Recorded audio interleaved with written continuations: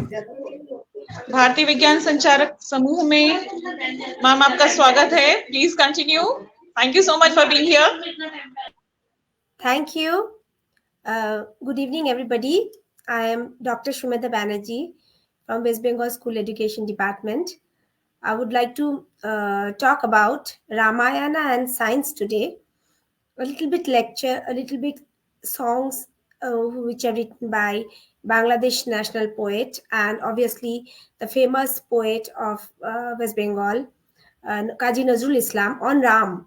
He has written lots of songs on Ram, Krishna, etc. And I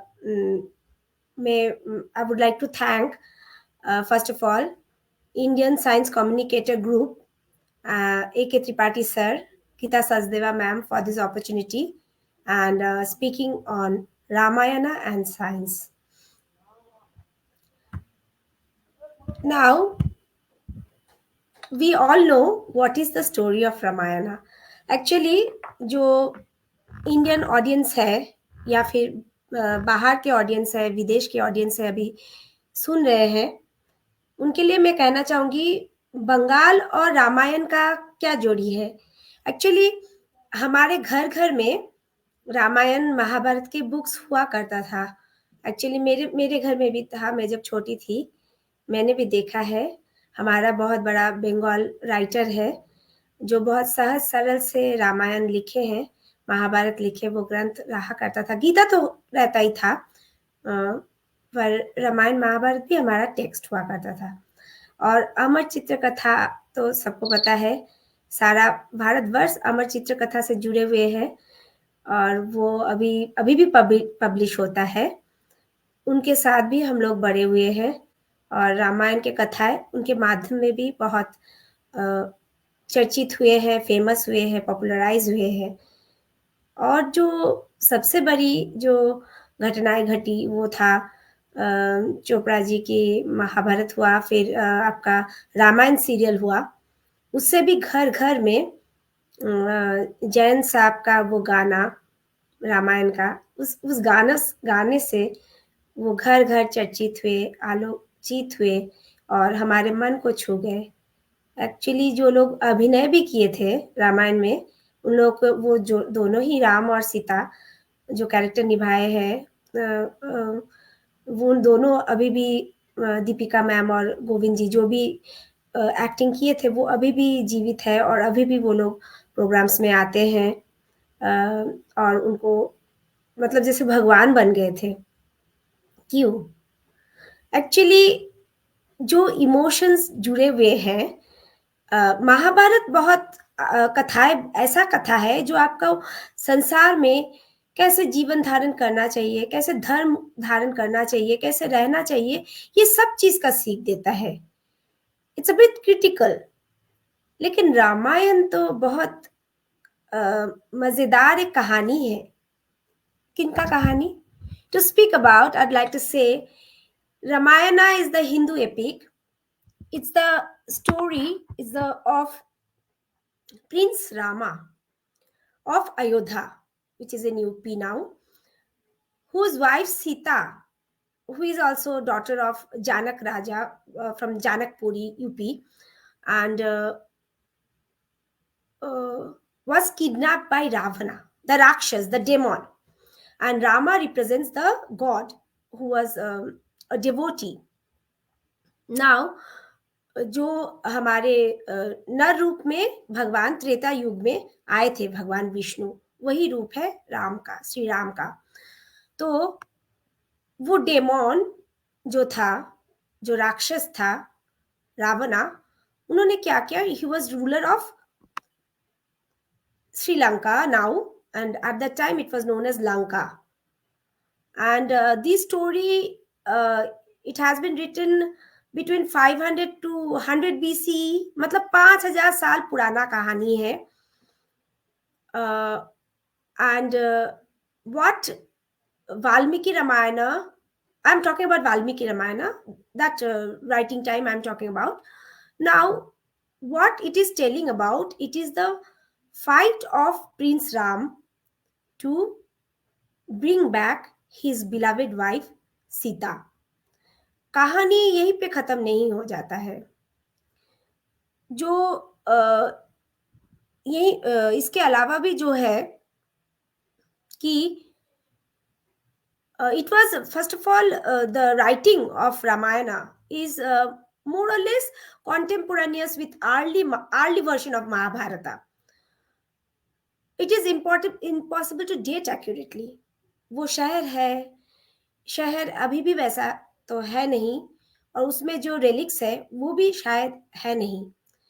लेकिन जैसे हम अभी बोलते हैं कि कृष्ण का द्वारका, इनका रिलिक्स मिला है नदी समुंदर के नीचे, ये बोला जाता है, इसका एविडेंस है।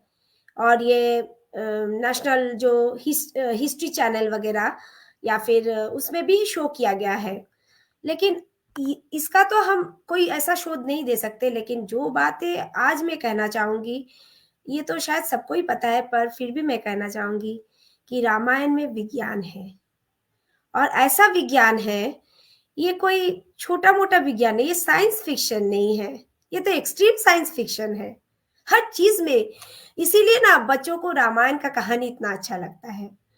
ऐसे तो हनुमान जी है ही कहानी में, उनपे तो सुपर नेचुरल पावर्स है। ऐसे हिंदू गॉड्स में, सारे के सारे हिंदू गॉड्स में ही सुपर नेचुरल पावर है, पर Ram is special. Actually, he is not the prince, he is not the king, he is not the avatar. He is beloved husband also, who is taking care of his dharma.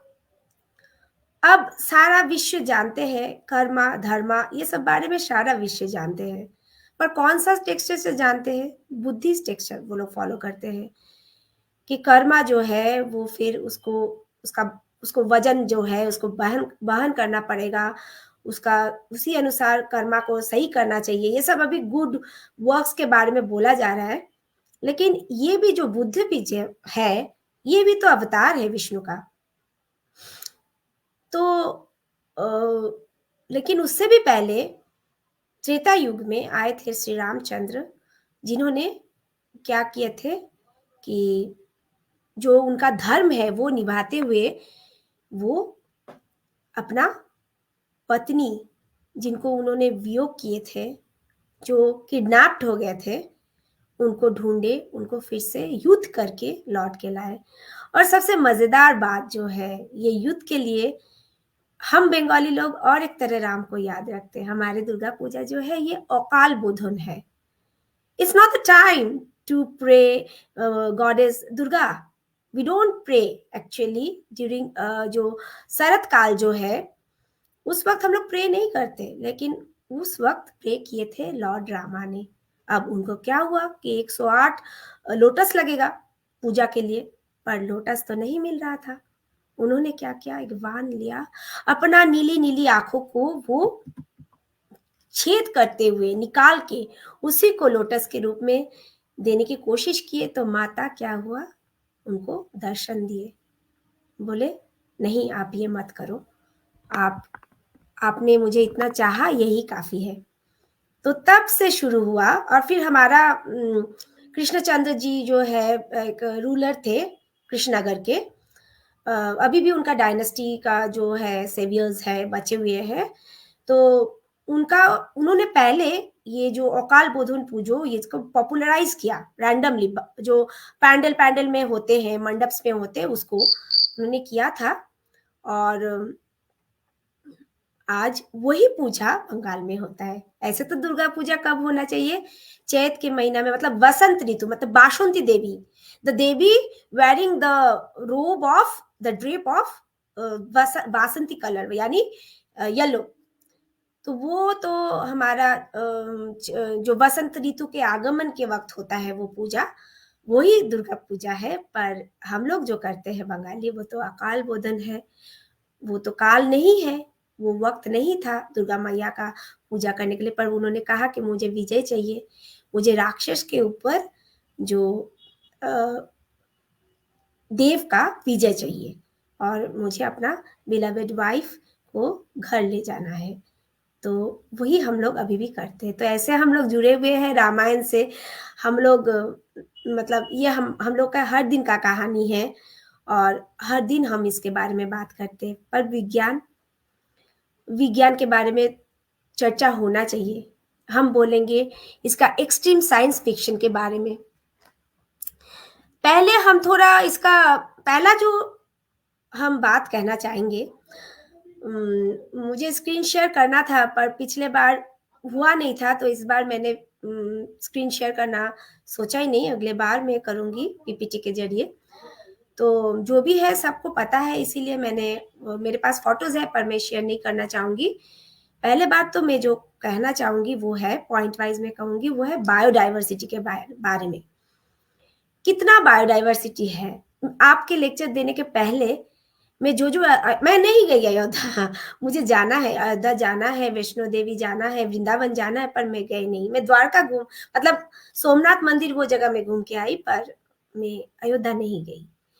पर जिन्होंने गया है मैं उनसे पूछा कि क्या देखा आपने? सबने कहा बायोडायवर्सिटी। वो भी था राम राज्य में, वो था। एक्चुअली राम राज्य हम लोग यूज करते हैं ना, ये एक सत्य का युग है। इसको डिपिक्ट करते हैं हम लोग कि इसमें सत्य होगा, इसमें हिंसा नहीं होगा। ये राज्य का स्थापना उन्होंने किया था, तो उसमें जरूर बायोडाइवर्सिटी होगा। सिर्फ इंसान और इंसान जिएंगे और बाकी सारे जो बायोडाइवर्सिटी के इंक्लूजन है, सिर्फ बायोडाइवर्सिटी नहीं, जल संसाधन का भी योगदान था वहां पे। और कितना एनिमल डाइवर्सिटी है रामायण के स्टोरी में, आप बोलिए। तो सब मिला के जानकपुरी और अयोध्या दोनों जगह पहाड़ है, पौधे थे, उसमें बहुत सारे डाइवर्सिटीज थे, वैरायटीज थे। और ये बहुत ही साइंटिफिक है। तो राम राज्य करना चाहते हो इंडिया को, तो बायोडाइवर्सिटी को तो मेंटेन करना होगा। अगर आपको राम भगवान से प्यार है, आपको हर पशु पक्षी से प्यार होना चाहिए, पेड़ पौधे से प्यार होना चाहिए, आपको बायोडाइवर्सिटी तो मेंटेन करना ही है। तो यही काम क्या कौन कर रहे हैं? Science communicator group. देखिए उद्देश्य क्या है और उसका विधेय क्या है, ये तो हम लोग को पता नहीं। हम लोग तो शोध करते हैं, हम लोग तो अनुसंधान करते हैं, हम लोग को इस बारे में चर्चा कर सकते हैं। लेकिन इंडियन साइंस कम्युनिकेटर फोरम क्या किया, इनको एक प्लेटफॉर्म दिया और बोलने को दिया कि रामायण में विज्ञान। आप देख रहे हैं कि पिछले कुछ दिन पहले एक प्रिंसिपल मैम आई थी, वो भी बोले, हम भी बोलना चाहते हैं कि रामायण तो विज्ञान है और इस विज्ञान का संसाधन होना चाहिए, इसका पूजन होना चाहिए, और वो भी बायोडाइवर्सिटी को भी मेंटेन करना चाहिए, क्योंकि राम राज्य में बायोडाइवर्सिटी था और वो प्रिजर्व किए थे। कैसे? I would like to give you some data about it now. The Ramayana is not only the historical document that is established the coincidence of coexistence of two human species. No, not at all. And the reference to human mental, physical, spiritual development. Yes, ये सब है, पर यही main चीज नहीं है। Lord Hanuman, the last great homo erectus species, उनको हम तो, जो लॉर्ड हनुमान है वो तो जो हमारा बंदर जो है वो तो है नहीं ना। तो उनको क्या स्पेसिफाई किया गया है, देखिए जरा विज्ञान के अनुसार देखिए, उनको बोला गया है होमो इरेक्टस। हम लोग क्या है? होमो सेपियंस। हम लोग होमो सेपियंस है, तो वो उनको बोला जा रहा था last great homo erectus species is the one who received 3 blessings, बाल, बुद्धि, विद्या, from Lord Rama and Lord Shiva. वो दोनों के वक्त थे respectively. Lord Hanuman represents the evolution of 5 species in Panchamukhi. The horse species, the horses, zebras, deers, antelopes. Okay. Now there are lion species, the cat species, the Garuda. Garuda का तो बहुत बड़ा role है। हाँ, ऑल गरुड़ा स्पीसीज से जो evolution हुआ था राम राज्य में, उनसे सारे के सारे वो डिनोट कर रहे कि सारे के सारे जो पक्षी कुल है सभी को वो डिनोट कर रहे। और वराहा स्पीसीज, आपको तो अभी तो वो हो गया कांतारा भी आपने देखा होगा, तो आपको तो वराहा जो स्पीसीज है, एक्चुअली विष्णु का तो 10 अवतार थे, उनमें वराह भी एक अवतार है, पर ये कांतारा में उसी को दर्शाया गया वो मूवी में। लेकिन Varaha species actually denotes all the animals and their animalities. Okay, like elephants, hippos, boars, rats, rhinos, nobody is excluded. This is Ram Rajya. तो जिनको भी मंशा है, बहुत सारे पॉलिटिशियंस को मंशा है होगा कि देश राम राज्य हो जाए, या फिर बहुत सारे लोग चाहते हैं कि सत्य के पथ पे चले, तो सत्य के पथ तो तभी मिलेगा ना जब सारे के सारे बायोडाइवर्सिटी भी मेंटेन होंगे, क्योंकि ये तो हम नहीं, ये वाल्मीकि रामायण में वर्णन है। और अब आपको और कुछ मजेदार बातें भी कहना चाहेंगे हम, वो है कि ये एक्सट्रीम साइंस फिक्शन के बारे में बोलना चाहेंगे। मतलब मैं जब ये शोध कर रही थी, मैं तो खुद बहुत, मतलब क्या बोले, मैं खुद हैरान हूँ, क्योंकि हम जो भी बोलते हैं इस प्लेटफॉर्म में, इसके लिए हम लोग को शोध करना पड़ता है। हाँ, जो मैंने पिछले दिन बोले थे उसका मेरा रिसर्च पेपर है, पर इसमें मेरा कोई रिसर्च पेपर नहीं है। पहले मैं सबको इसके लिए मतलब क्षमा प्रार्थी हूँ कि मेरा कोई इसमें रिसर्च पेपर नहीं बन पाया। एक्चुअली उतना टाइम भी नहीं मिला। बाद में मौका मिलेगा तो मैं जरूर मेरा स्पीच को रिसर्च पेपर में कन्वर्ट करना चाहूंगी, लेकिन क्योंकि अगर इसको रिसर्च पेपर में कन्वर्ट करना चाहूंगी तो मुझे और एविडेंस देना होगा। मैं वो एविडेंस को खोजूंगी और कहना चाहूंगी रामायण में विज्ञान है, विज्ञान रामायण दर्शाता है। ये कहानी जो वाल्मीकि रामायण है, इसका एग्जैक्ट टाइमिंग का कोई एविडेंस नहीं है। हम लोग पकड़ लेते हैं कि 5000 साल से भी ऊपर का समय के बाद बोला जा रहा है, और हम बोल रहे हैं आज आपको, या फिर आपने सुना भी होगा कि इसमें एक्सट्रीम साइंस फिक्शन है। इसमें जो मैं अभी कहना चाहूंगी वो है पैरेलल यूनिवर्स के बारे में बात किया गया है, मल्टीपल वर्सेस के बारे में किया गया है। मैं आपसे बात करने के पहले मेरी बेटी को बोल रही थी, पता है मैंने जो शोध किया आज बोलना है बेटी, मैं उसको मल्टीपल वर्स नहीं बोली, मैं बोली कि रामायण में ना पैरेलल यूनिवर्स का एविडेंस है। तो वो खुद बोली, वो 10th में है, वो खुद बोली हाँ सच्ची में मम्मी, उसमें पैरेलल वर्स के बारे में, मल्टीपल रियलिटी के बारे में बोला जा रहा है। बोला हाँ।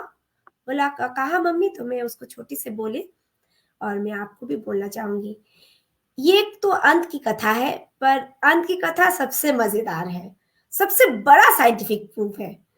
तो उसके बारे में मैं कहना चाहूंगी, ये कह रहा है कि क्वांटम थियोरी के बारे में। So what is quantum theory? Quantum theory is the fundamental theory in physics that describes the behavior of nature at below the scale of atoms.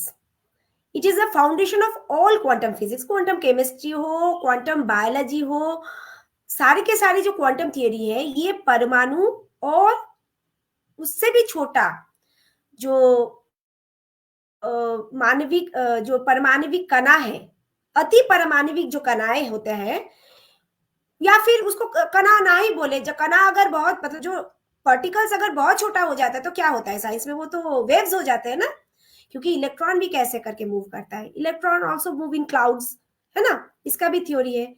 These are not linear, they don't travel linearly, actually time doesn't travel linearly. किसने बोला?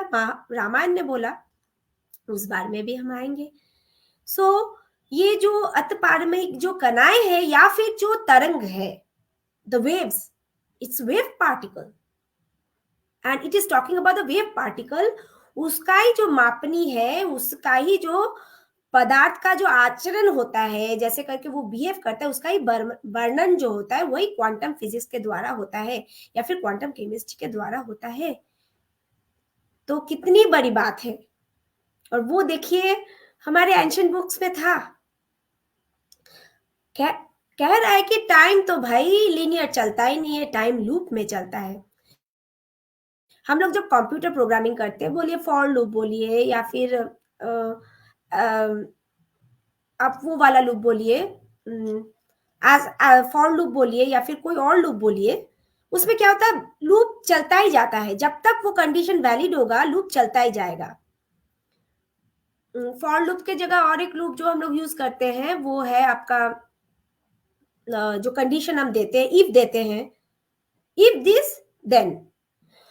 सो ये जो looping है, ये computer programming में है, ये quantum physics में है, ये रामायण में भी है, ये कहते हैं कि टाइम लीनियर नहीं है। ऐसा तो सीधे सीधे ये बोले नहीं है, ये दिखा दिए हैं। एक इन्फिनिटी को आप कैसे ड्रॉ करोगे? एक इन्फिनिटी को आप ऐसे अल्फा साइन दोगे, है ना, और ये आके मध्य में मिल गया, है ना। तो ये मध्य में एक infinity loop meets at a point. और हमारे जीवन में वो पॉइंट क्या है? हमारे जीवन में हमारा वो पॉइंट जहां जाके टाइम या समय या काल, काल का तो वर्णन महाभारत में बहुत सुंदर से है। एक भारी सा वॉइस जो बोलते हैं समय क्या है, मैं समय हूं। कौन बोल रहे हैं? एक रथ का चक्र घूमता है और ब्रह्मा जी बोलते हैं। क्योंकि काल जो है, ये संहिता में इसको बोला गया है, ये चक्र है। It's it's in loop, not cyclic, it's in loop. You can imagine as infinity loop, never ending. यही है काल, यही है चक्र। और ये सब जब हम लोग ढूंढते हैं, तब हमें अपना भारतीय सभ्यता में हम धर्म नहीं बोलते, क्योंकि हम साइंस के लोग हैं, तो हम धर्म के छोटे छोटे सीमाओं में इसको नहीं तोड़ना चाहेंगे, पर ये बोलेंगे कि भारतीय सभ्यता को लेकर गर्व होता है। क्योंकि जो टाइम का जो लूप है रामायण में बोला गया है, वो पाताल लोक में आके मीट करता है। कहाँ बोला गया? अब भगवान राम तो राम राज्य का स्थापना हो गया, अब वो तो है भगवान, थोड़ी ही मर सकते हैं। और जब तक हनुमान जी जीवित है, उनका तो प्राण कभी जा ही नहीं सकते। जब भी यमराज आते तो हनुमान जी खड़े हो जाते। अब यमराज क्या करे? वो तो फीकी है ना। जिनको शिवा और विष्णु का आशीर्वाद मिला है, उनको कौन रोके? कोई ना रोक पाए। तो क्या करे? भगवान राम विचंबित हो गए। तो उन्होंने सोचा चलो ऐसा एक काम दिया जाए जो हनुमान करने में उसको बहुत वक्त लग जाए, तब तक यमराज आए, मुझे ले जाए, हमें तो स्वर्ग जाना है, क्योंकि मैं तो राम राज्य स्थापन करने के लिए आए थे और वो काम मेरा हो चुका है। तो उन्होंने क्या किया, उनका एक अंगूठी निकाल के एक ऐसे होल में डाल दिए, जो होल डायरेक्ट पाताल लोक तक जाता है। अब हनुमान को तो ये पावर था, अपना बॉडी वो बड़ा कर सकता है, छोटा कर सकता है, जस्ट लाइक सुपर हीरोज, और यू कैन से एलियन। चलो एलियन तो वैज्ञानिक लगता है ना, सुपर हीरो वैज्ञानिक नहीं लगता है। एलियन तो है ना, उसका तो एविडेंस है, उसका तो एविडेंस मिला है। अब ठोस सबूत मिलना तो बाकी है। जब ठोस सबूत आएगा तब तो पबमेड में या फिर साइंस जर्नल में पब्लिश होगा। लेकिन छोटा मोटा जो शोध करता है वो तो बोलते हैं कि कुछ ऐसा है जो सुपर नेचुरल है, जो शायद और प्लैनेट्स में भी प्राण हो, वहां पे भी कुछ एनिमल्स हो जो जीवित है, ऐसे बोला जाता है। तो हनुमान जी तो अपना बॉडी को छोटा करके पाताल लोक चले गए। पाताल लोक जाने के बाद क्या हुआ कि वो अंगूठी ढूंढने गए, पर अंगूठी जो है वो तो चला गया सीधा आपका चला गया नागलोक के पास, क्योंकि तब पाताल लोक में नाग देवता होते थे, वो लोग गार्ड देते थे। देखिए नाग देवता अभी भी है, जो सांप है ना। तो तब वहां पे वो जाके बोले कि मुझे अंगूठी लेना है, पर उनको एक रूम में भेजा गया जहाँ पे बहुत सारे श्री राम के ही अंगूठी मिले। तब वो बोलने लगे कौन सा वो फेंके थे, वही मुझे लेना है। बोला और ऐसा कैसे हुआ? तो बोले तो टाइम तो लीनियर नहीं है ना, टाइम तो लूप में है। जो तुम फ्यूचर फ्यूचर बोलते हो वो तो हो चुका है, क्योंकि 4 बार रामायण हो चुका है और उसी एक काल में हो चुका है। So we are fighting for outcome ना। Ramayana depicts the outcome is always same and future is already occurred. So future फिर क्या है? तो हम लोग को अब तो ग्राफिकली इसको रिप्रेजेंट करना होगा कि आप अगर एक वेव नेचर ड्रॉ करें तो उसका क्या अलग है? सिर्फ फेज ही तो अलग होता है एक वेव का।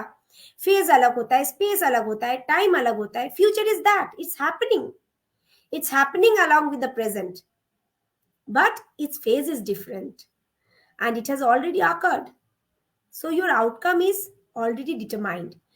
तो हमें तो भाई अपना जिंदगी सुधारना है, तो हम आउटकम कैसे सुधारें?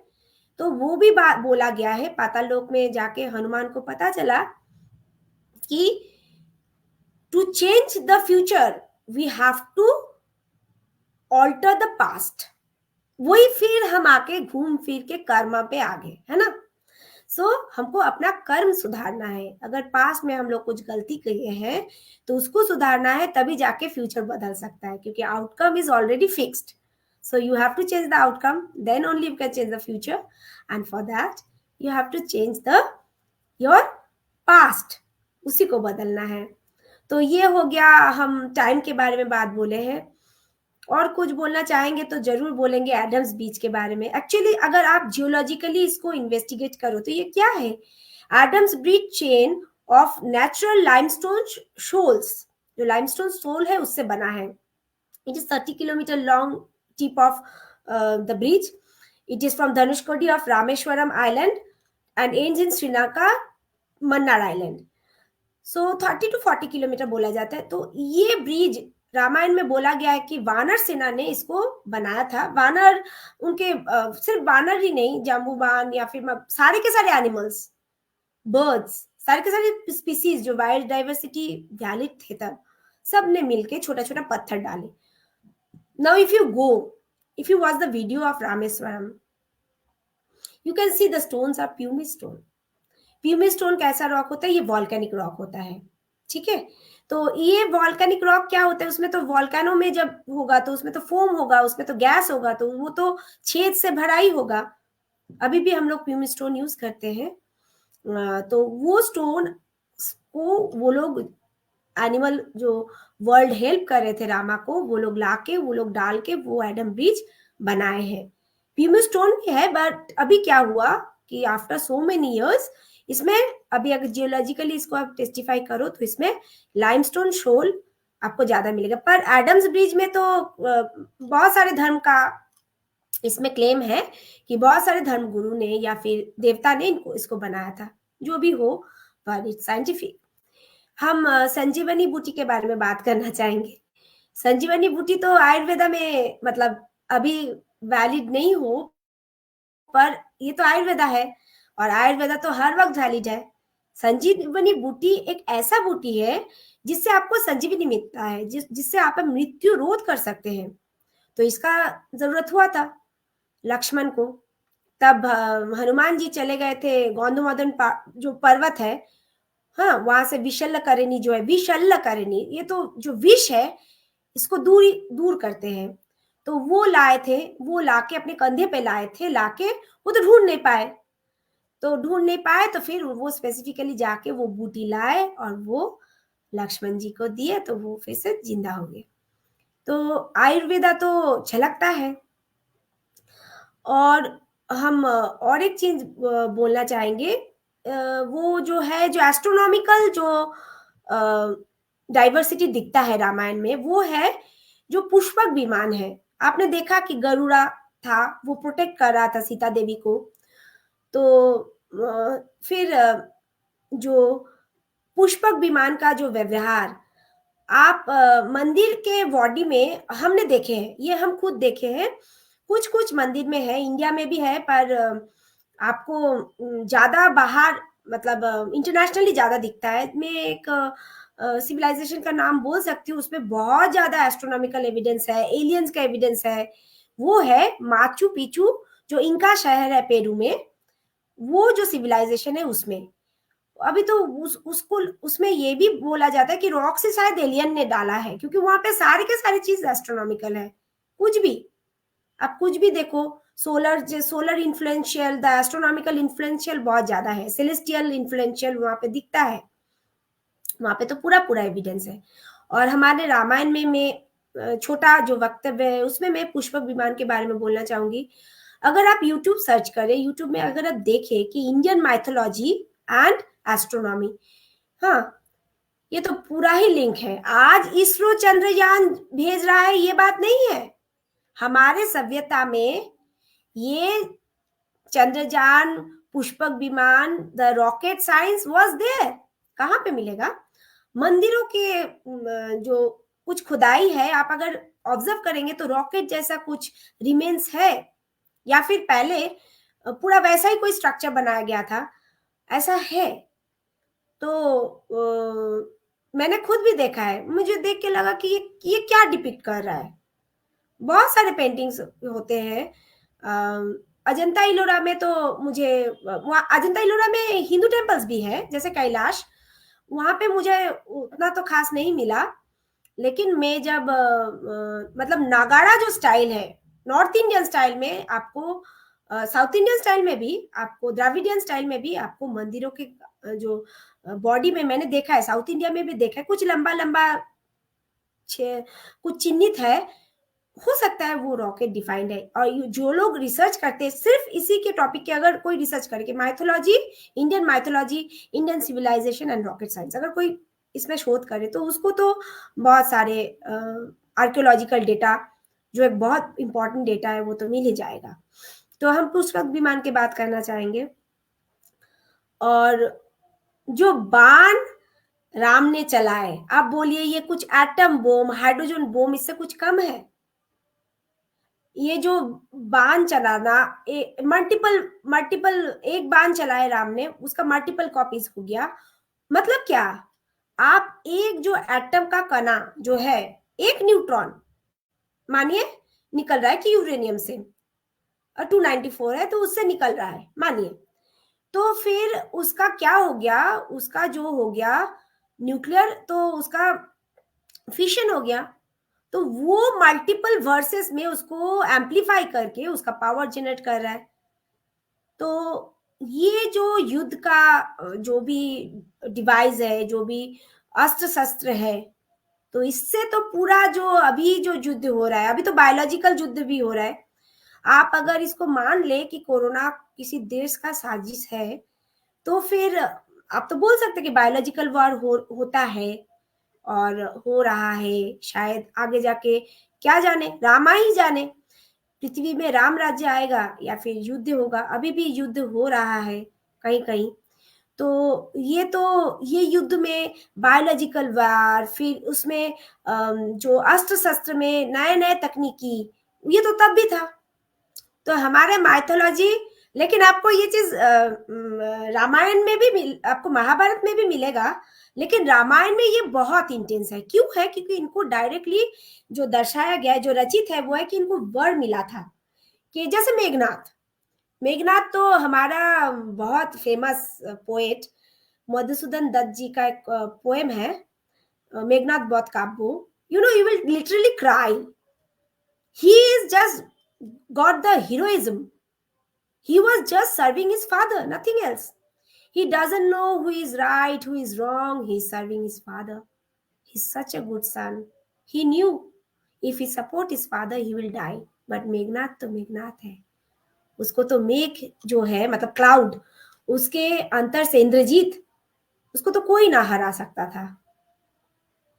फिर भी उसको पता था उसका मृत्यु होगा, क्योंकि वो असत्य का सहाय कर रहा था।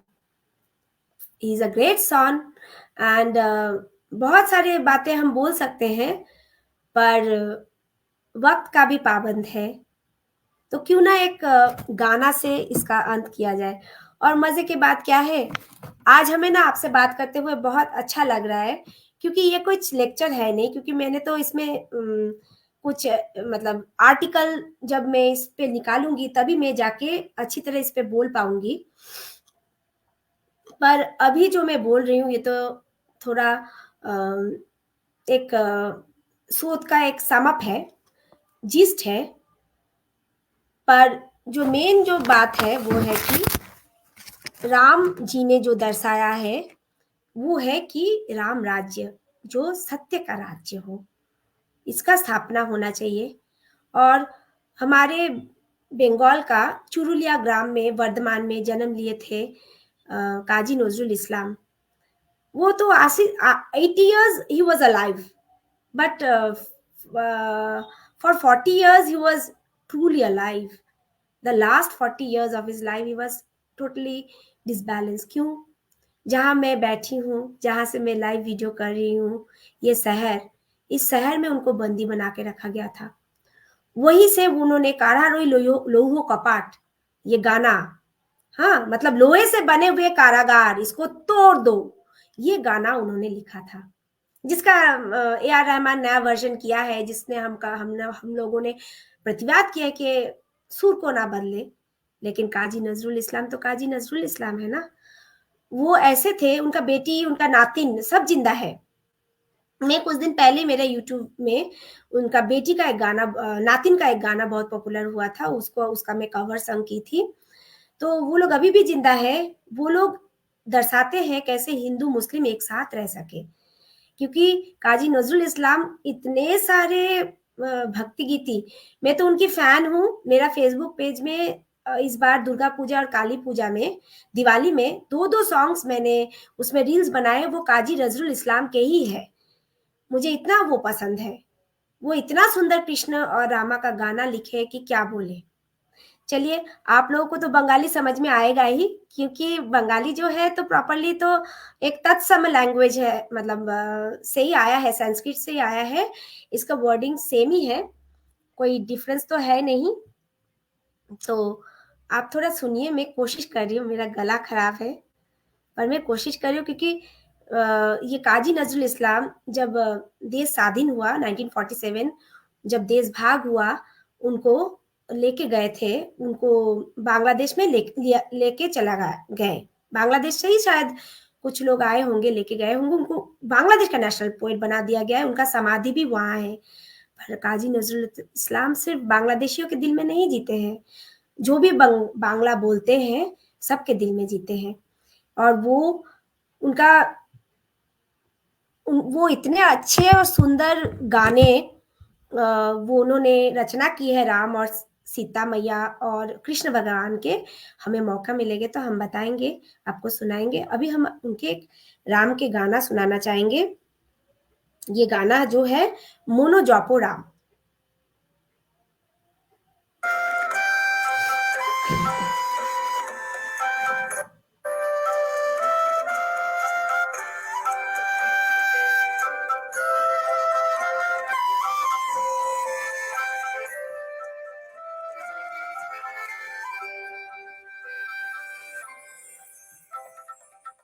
मोनो जपो नाम শ্রী রঘুপতি রাম, মনো জপ নাম শ্রী রঘুপতি রাম, নবদুর্বা দেলু শ্যাম নয়নাভিরাম,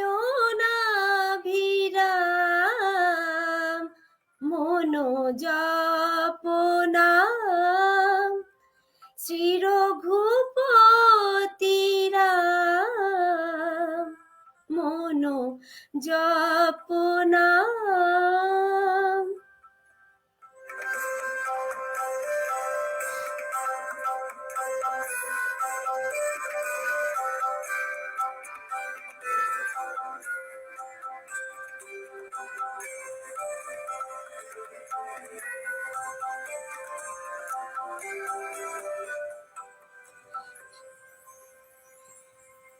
সুরাসুর কিন্নর যোগী মুনি ঋষি নর, সুরাসুর কিন্নর যোগী মুনি ঋষি নর, চরাচর যে নাম চরায় বিরাম, জপে অবিরাম শ্রী রঘুপতি রাম, মনো জপ নাম শ্রী রঘুপতি রাম, মনো জপ নাম।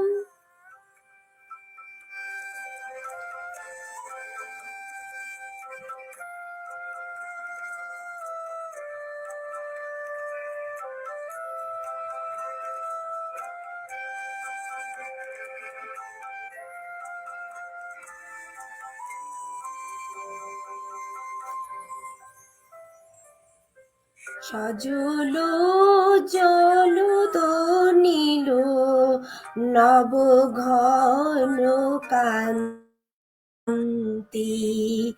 নয়নে করুণা আননে প্রশান্তি সজল জলদ ঘন নব ঘন কান্তি নয়নে করুণা আননে প্রশান্তি।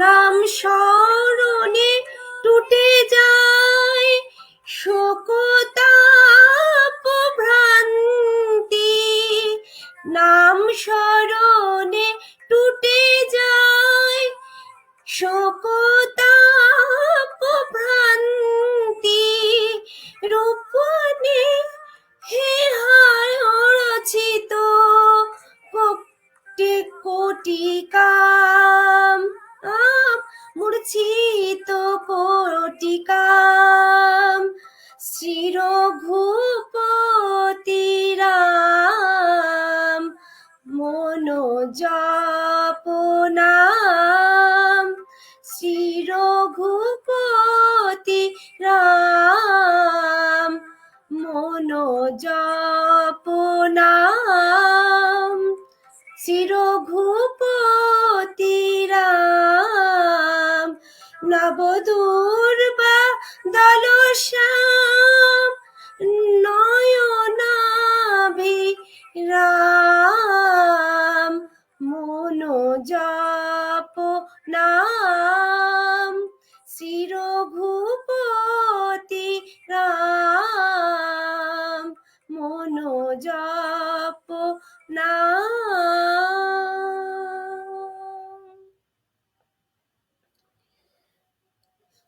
तो ऐसा ही सुंदर वर्णन है ये गाना। आपको तो पता ही चला होगा कि इसका मीनिंग क्या है।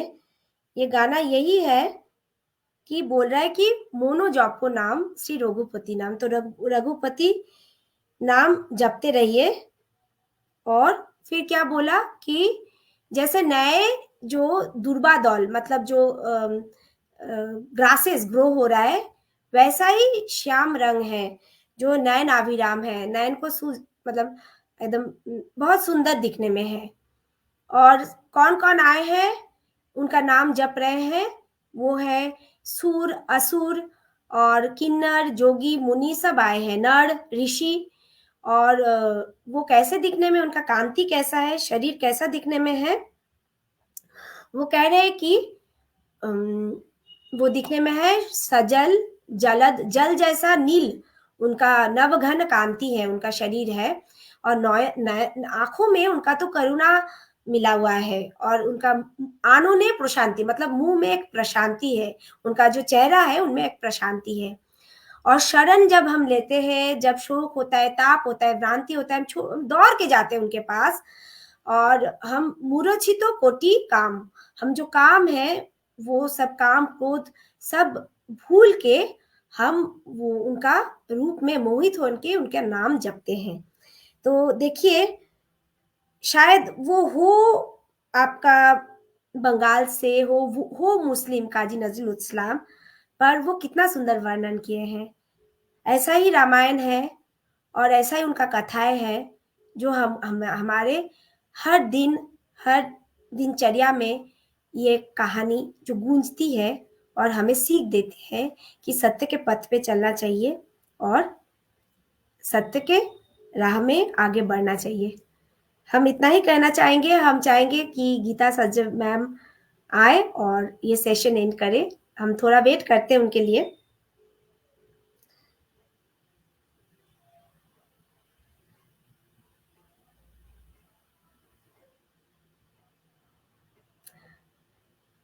आप जरूर कमेंट्स में बताएं कि आपको कैसा लगा ये सेशन। और हाँ मैम आप आइए।